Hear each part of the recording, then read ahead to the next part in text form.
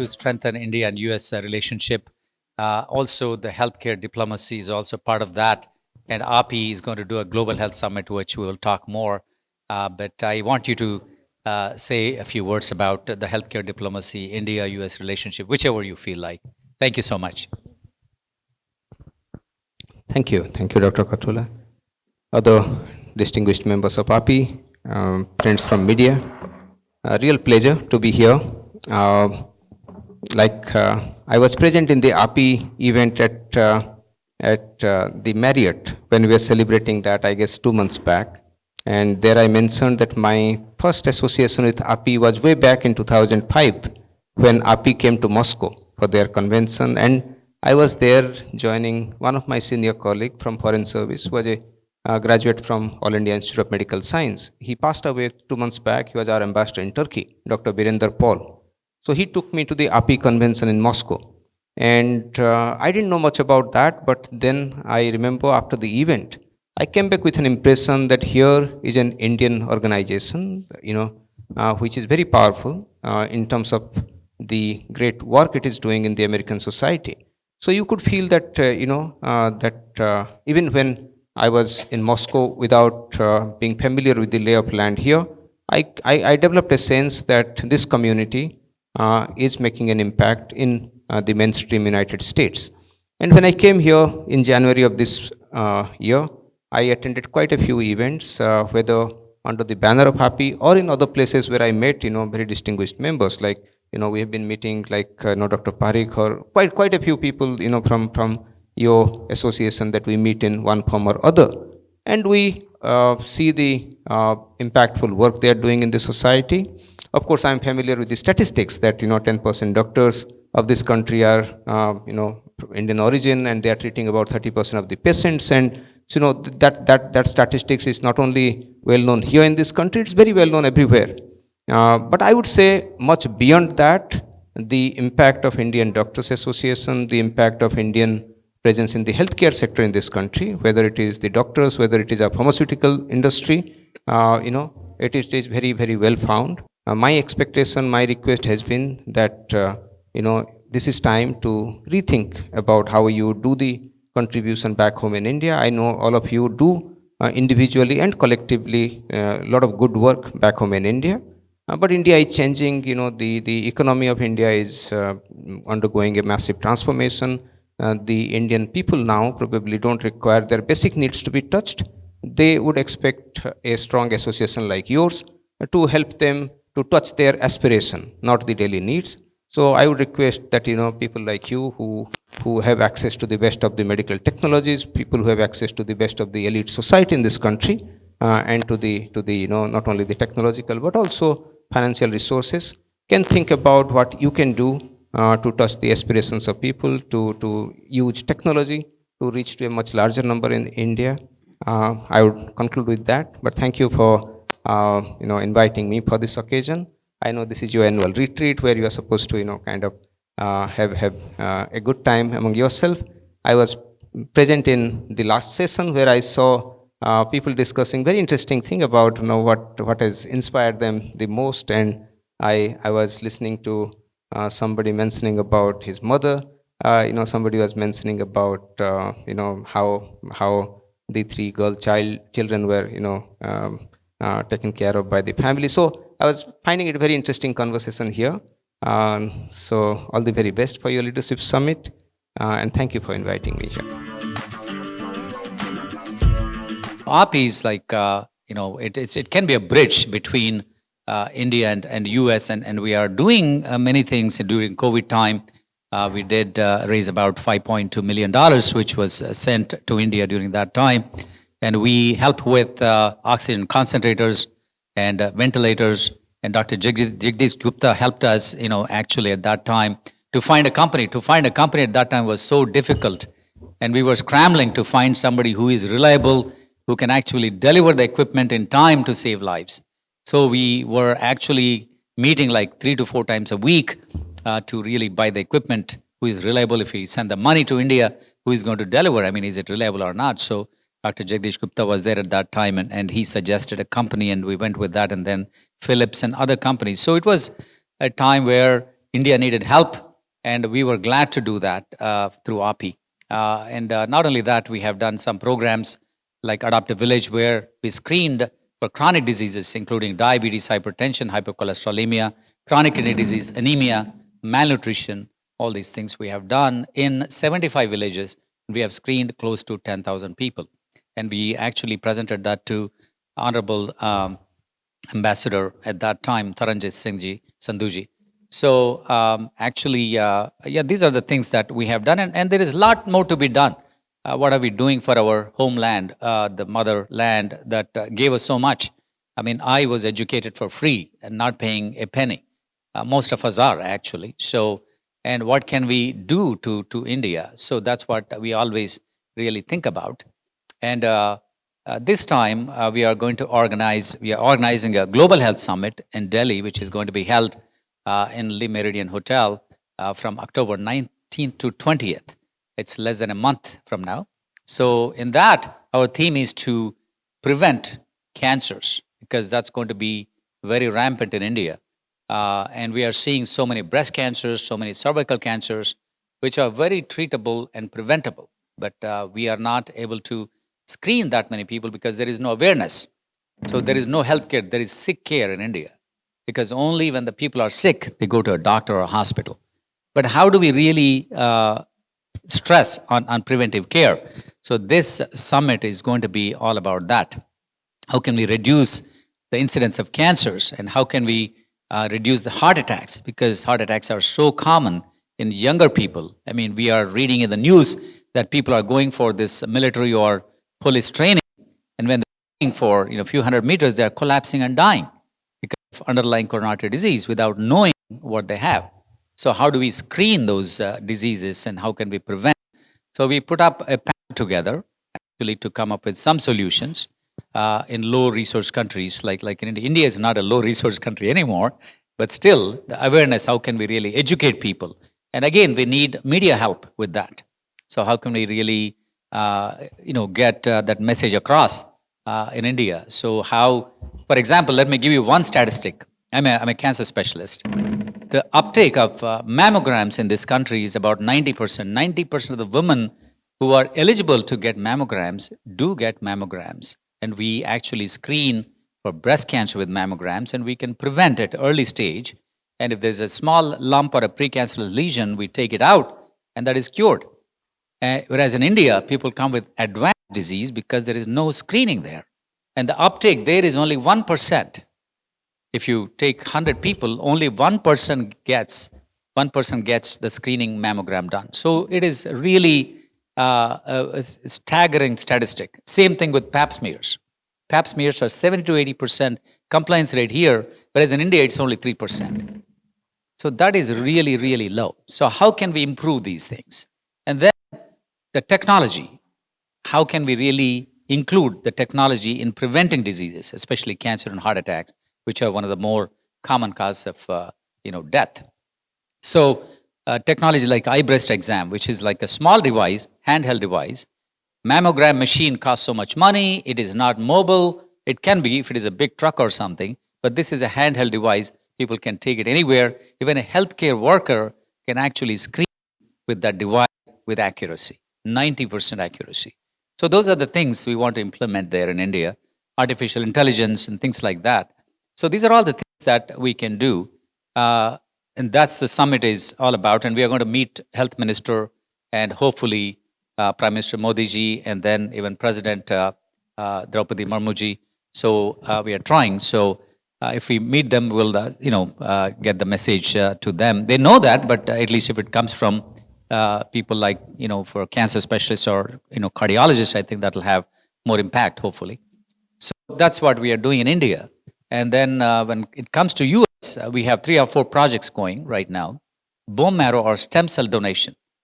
So Southeast Asians, Indians especially, have match rate. If somebody gets leukemia or lymphoma, if they have to get stem cell transplant, the rate, the chance of finding a match is only 0.03%. 0.03%. As opposed to a Caucasian, which is 20%. They have 20% chance of matching a stem cell donor but in Indian population, it's 0.03%. So how can we increase the pool of those donors? There's something called NMDP, National Marrow Donation Program. So we are trying to recruit people going to Indian events, and then they have to be between 18 and 40 years of age to be eligible to donate their stem cells. And there is also a myth that it is bone marrow, and we have to really get into the bone marrow and draw the bone marrow, which is completely not true, which was the case when I started my fellowship 25 years ago. Not anymore. We can collect stem cells. Simply, we need an IV line. There is a machine which collects all the stem cells. It's as simple as that.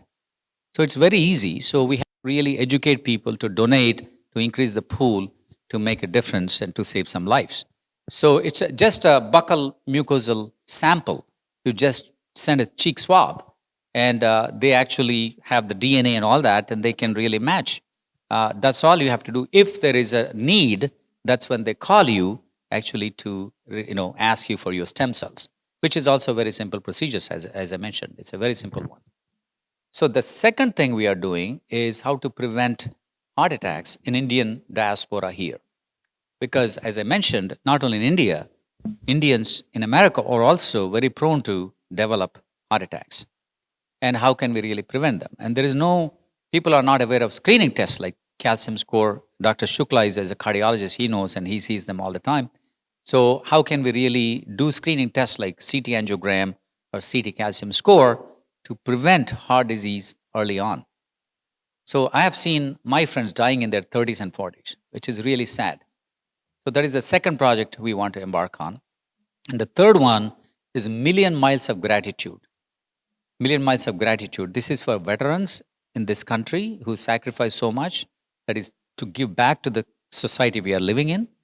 And million miles is each mile everyone walks. If you can log in, that is like a tribute to a veteran. So we want to collect million miles. There are two things in this. Number one, honoring the veterans. Number two, increasing physical activity. Physical activity is so important in life.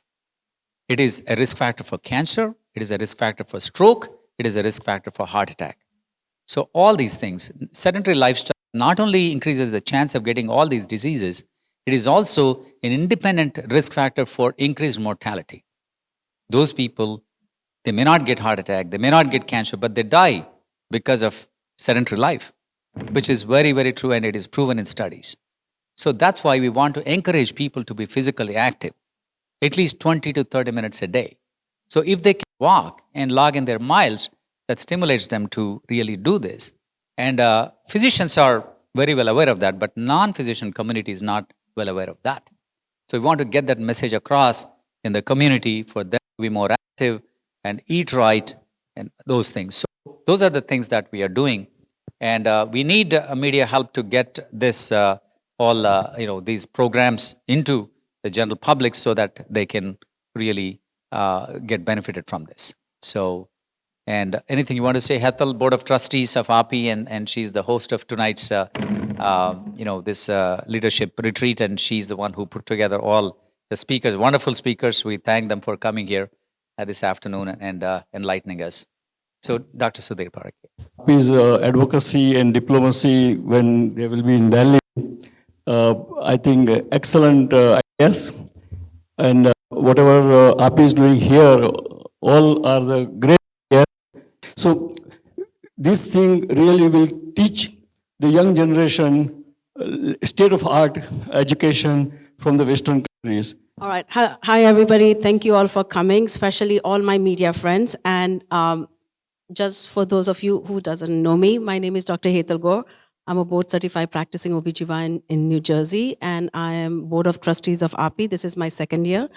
And this wonderful idea of meeting with our press came after some discussions with Dr. Katula, our president, and Sunil Hali. And we decided that we should do this kind of communication between AAPI and media, because so many good things AAPI as a physician organization we do, and we sometimes don't kind of put those things in media, and we don't realize how much power media has and how many things can be lost in translation. And by media being on as our partner, not only they will spread our message across and reach to general population, right? Because we as a physician, we have a limited number of people that we see in our office, and we can impact them through our practice and our clinical knowledge through hospitals. But media has much wider range of viewership, or of newspaper readers, radio listeners, and we want to partner with them and get our message across and also learn from them, right? Today's idea is not only to tell about Dr. Katula's vision and what we have done and what we are planning to do, but also learn from our media partners what we should be doing, right? Because they are in touch with population, right? They hear from people. They go to many events. They go to different kind of events, and they meet all different kinds of people, and they hear from rest of the world what we as a doctors are doing good and not doing good. So we want to learn from them and what they hear, and how we as a AAPI, we as a physician, because as our beloved Prime Minister said, everywhere he goes in the world, everywhere they say Indian physician, Indian IT people, and we are like a pride of our nation, and we have that responsibility that we should do it well. And as Satish mentioned, that we have been doing some projects here, like we have clinics, some charity clinics that has been going in United States that a lot of people were not aware through AAPI. And now we are going to be doing these 3 projects. And he kind of didn't mention his 3 do's and 3 don'ts, because he goes by threes right now. So can you start that? Can you? Of course. So this is a paper I presented when I did this Harvard course recently. So I summed it up into 6 things: stop 3, start 3, which are lifestyle modifications basically. Stop 3 is stop smoking, stop alcohol, stop eating processed meat or processed food in general. Start 3, start physical activity, start screening for cancers and vaccinations, especially in India, because HPV and hepatitis B virus vaccines can actually decrease the chance of some cancers actually. So that's what we want to do. Stop 3 and start 3. That's my slogan nowadays. So I want to thank Satish to you for bringing this thing over here as a press conference, and thank you for inviting me over here. One of the things which I wanted to bring to your attention and Satish's attention is during COVID time, we started with teleconsultation regarding the aspect of COVID and everything. And I think there is a big demand for those things. If we can create some kiosk in India and have some time from the people who are voluntary here to continue that, that would be a great service to people from India, from the rural areas, as well as other things. So whosoever is in the think tank, I think should think about those things to create some kiosk, or kiosk costs somewhere around about $10,000 in India or something to create. People or patients can come over there, and if we give them a time according to our time here, many of our retired, experienced physicians can be manning those things during that time. So this is just a suggestion and a comment. And there are a lot of good people out there who are actually doing the screenings. I met Dr. Kundaria yesterday, and he helped 4,500 people get HPV vaccination, each costing 1,500 rupees. His foundation pays for it, and he is planning to actually vaccinate thousands of people. So there are good people out there who are doing great work, and it's a great opportunity to collaborate people like that. I was curious to get a little bit more history of AAPI and how you're making the transition from supporting only physicians here to broadening it to also helping India more. And when did that transition really start, and where you headed with that vision? Thank you. So actually helping India is not new. It's been going on for decades. AAPI has charitable foundation, that's another arm of AAPI. And they've been doing charitable clinics in India. It used to be like 17 or 18. They would see hundreds of thousands of patients every year. That's been going on for 25, 30 years or so, nothing new.